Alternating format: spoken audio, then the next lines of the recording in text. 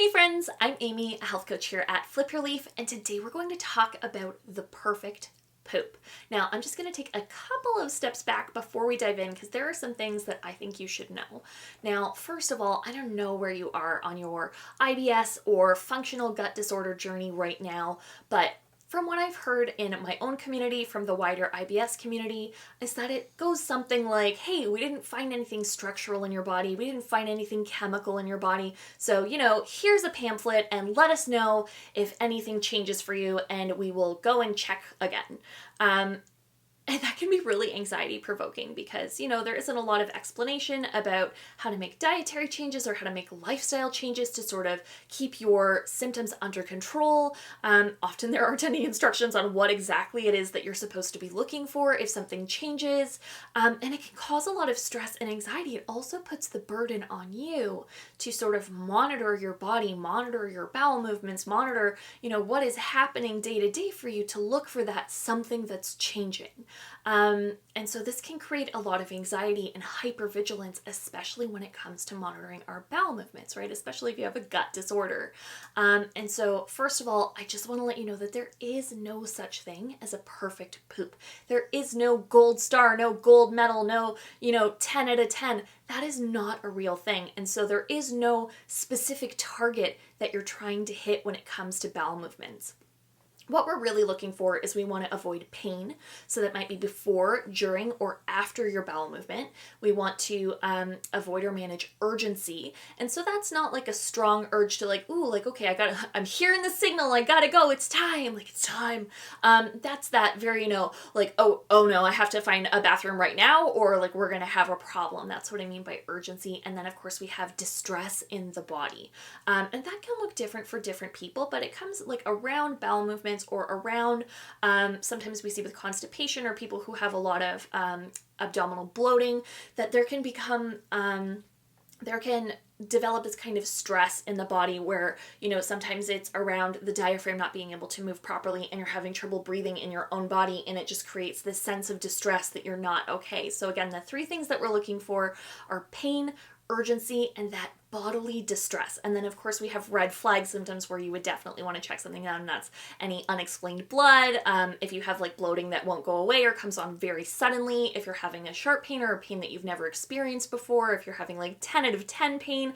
Today we're talking about in your day-to-day life. Obviously if you have any emergency symptoms, head to your local emergency department, call your doctor, make sure that you're being safe and taken care of. But in your day-to-day life, when we're talking about the perfect poop, what we're looking for is pain, urgency, and distress in the body.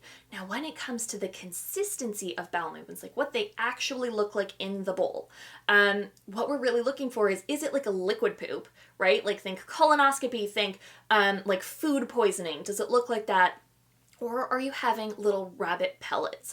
So those are those little glossettes at the bottom of the bowl. Those are really the two things that we're looking for where we know that something in the mechanism is not working correctly. Now, if you're having IBS symptoms, we may be trying to move you somewhere other than you are currently. And that may be we want you to have less frequent bowel movements, or we want you to have more frequent bowel movements. We might be trying to change the consistency of the bowel movement to make them less painful for you. But if you are having pain-free, non-urgent bowel movements, really anything between this food poisoning diarrhea and these little rabbit pellets is a normal poop.